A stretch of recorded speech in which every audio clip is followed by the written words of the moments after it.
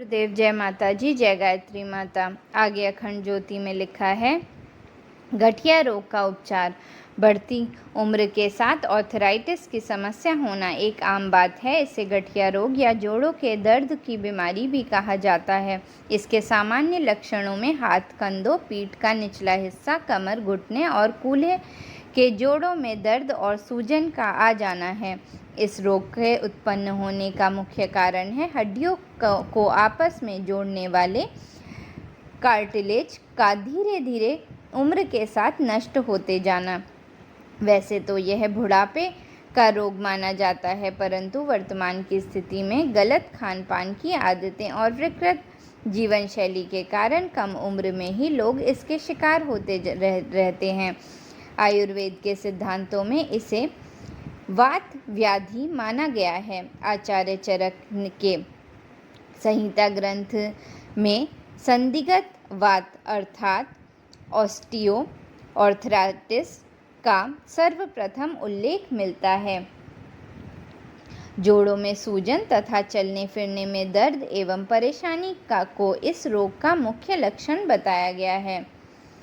समय पर इसका उपचार एवं प्रबंधन न किए जाए तो यह धीरे धीरे असह्य पीड़ा का कारण बन जाता है। यह ऐसा रोग है जिसकी समय पर रोकथाम व उपचार की प्रक्रिया न अपनाई जाए तो व्यक्ति का जीवन अपनी गुणवत्ता से हीन होकर पीड़ा और विकलांगता को पर्याय बन जाता है।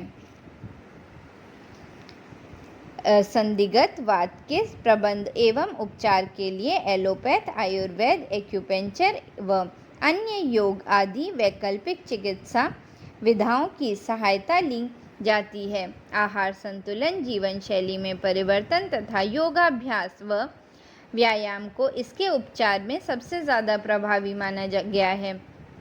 इसके साथ ही प्राचीन भारतीय सभ्यता चिकित्सा परंपराओं में भी वात व्याधियों के समुचित प्रबंध की अनेक तकनीकें मौजूद हैं, लेकिन उन्हें आधुनिक युग की मांग के अनुरूप वैज्ञानिकता के साथ सामने लाने की आवश्यकता है।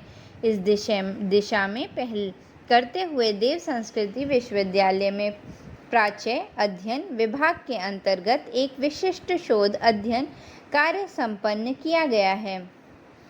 यह शोध अध्ययन वर्ष 2020 में आयुर्वेद विषय के अंतर्गत शोधार्थी अलका मिश्रा द्वारा विश्वविद्यालय के श्रद्धेय कुलाधिपति डॉक्टर प्रणव पांड्या जी के विषय संरक्षण एवं डॉक्टर वंदना श्रीवास्तव जी के निर्देशन में पूरा किया गया है।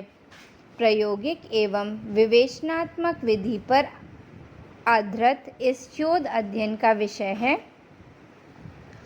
Osteoarthritis of knee.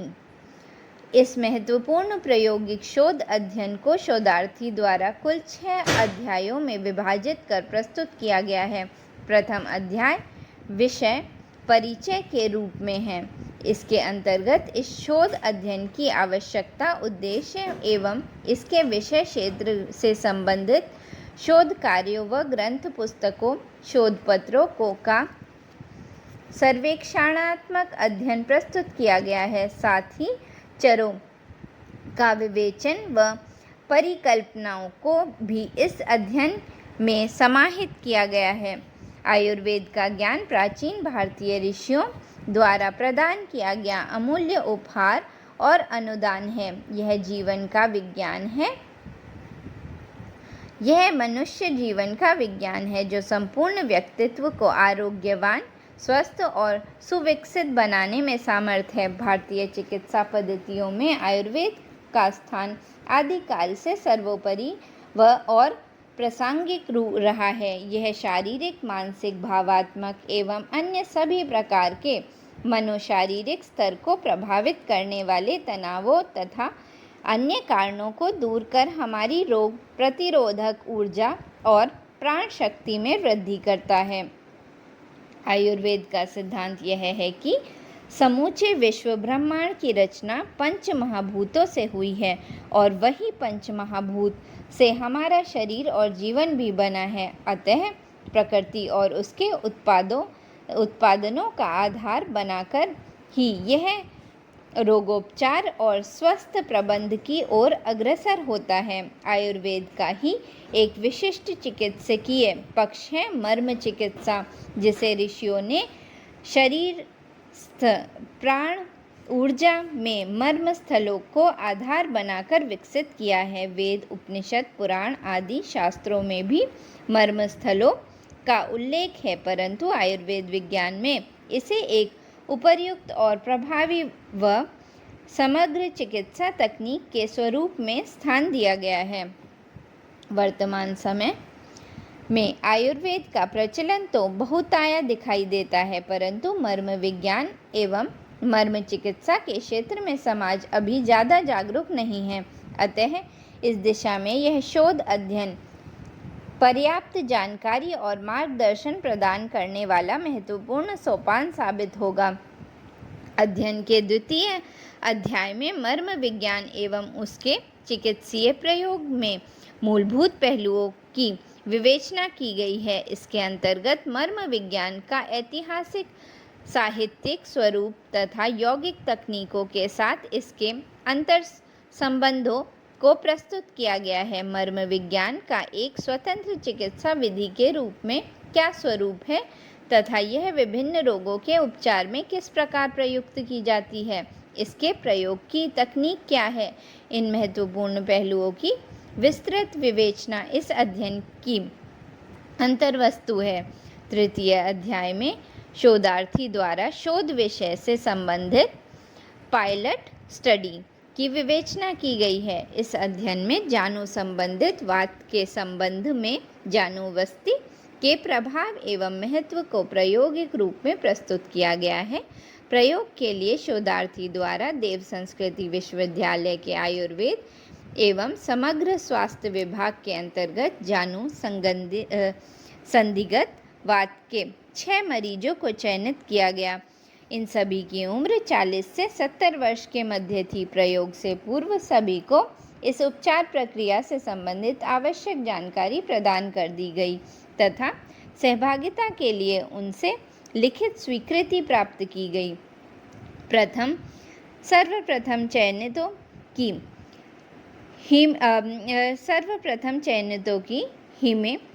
Haematological, biological जांच एवं घुटने के संधि स्थान का एक्सरे परीक्षण कर महत्वपूर्ण तथ्यों को प्राप्त किया गया। तत्पश्चात 21 दिन तक नियमित 50 से 60 मिनट की अवधि में जानुवस्ती तकनीक के उपचार प्रदान किए गए।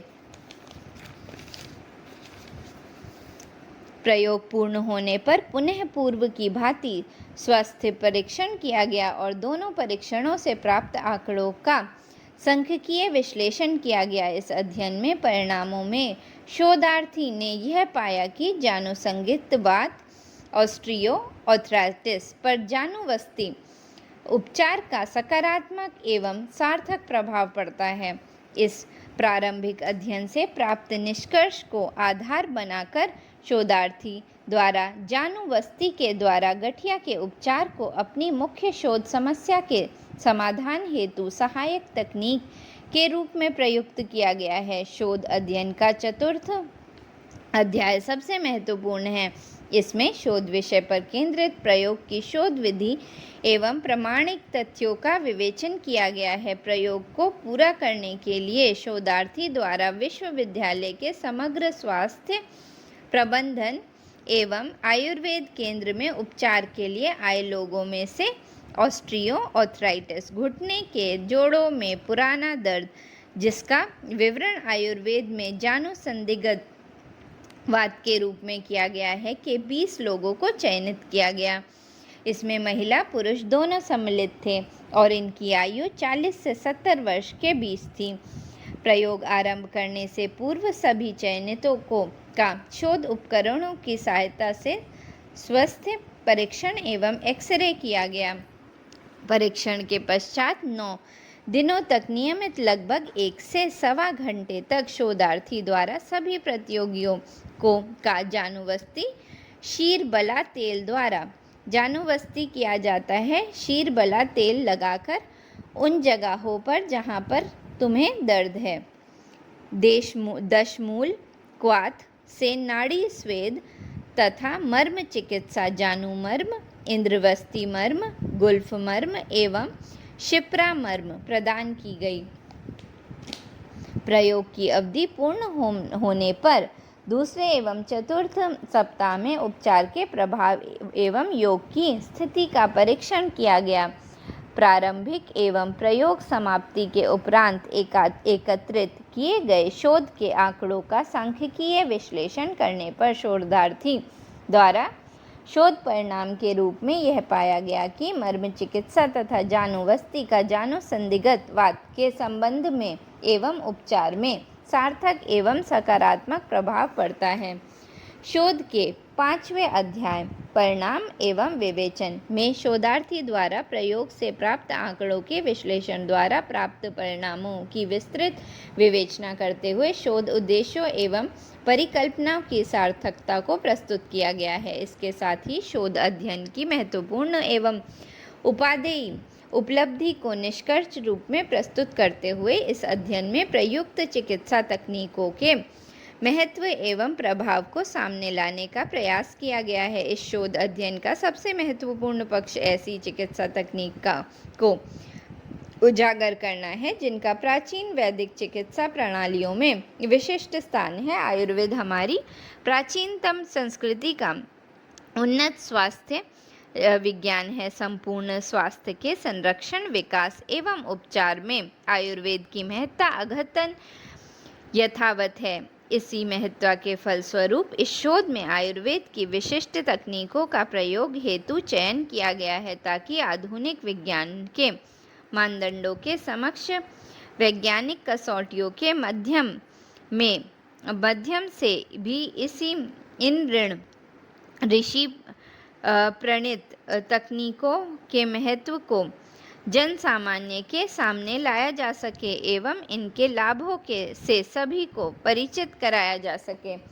यह इस शोध अध्ययन का मूल उद्देश्य भी है। उल्लेखनीय है कि इस अध्ययन के सार्थक एवं सकारात्मक परिणामों के पीछे का मुख्य कारण प्रयोग हेतु चयनित मर्म चिकित्सा और जानुवस्ती की विशिष्ट तकनीकें हैं। मर्म चिकित्सा एक पुरातन चिकित्सा विज्ञान है जिसमें व्यक्ति स्वयं रोगों का उपचार, प्रबंध एवं रोकथाम करता है। यह ऐसी स्व चिकित्सा विधि है जो शरीर में स्थित 107 मर्म स्थानों प्राण शक्ति के केंद्र के माध्यम से संपूर्ण स्वास्थ्य पर कारगर रूप से प्रभावी लाभ पहुंचाती है। मर्म चिकित्सा को भारत की प्राचीनतम चिकित्सा प्रणाली में से एक माना गया है। वेद, उपनिषद, पुराण आदि में मर्म चिकित्सा के उल्लेख को शोध में प्रस्तुत किया गया है। चरक, सुश्रुत आदि संहिताओं में इस विधि की विस्तृत विवेचना प्राप्त होती है। मनुष्य के शरीर क्रिया विज्ञान के आधार पर कैसे मर्म चिकित्सा विज्ञान को विकसित एवं समग्र उपचार विधि के रूप में प्रयुक्त किया जाता है, इस तथ्य का विस्तृत एवं स्पष्ट विवेचन इस शोध में समाहित है। यह संदिग्ध वात रोगों पर तो सार्थक प्रभाव डालती है, साथ ही संपूर्ण स्वास्थ्य को भी सकारात्मक रूप से प्रभावित कर आरोग्य प्रदान करती है। इतनी सरल एवं सहज है कि कोई भी व्यक्ति कुछ दिनों में ही किसी योग्य परीक्षण से रोगानुसार अपने शरीर के मर्म स्थानों एवं उन पर दबाव की प्रक्रिया को सीखकर घर बैठे ही स्वयं से अपनी बड़ी से बड़ी बीमारी ठीक कर सकता है। इसके कोई दुष्प्रभाव भी नहीं है। इस शोध अध्ययन में पर्याप्त मार्गदर्शन एवं प्रेरणा प्रदान करने वाला सार्थक एवं सराहनीय कार्य है। जय गुरुदेव, जय माता जी, जय गायत्री माता।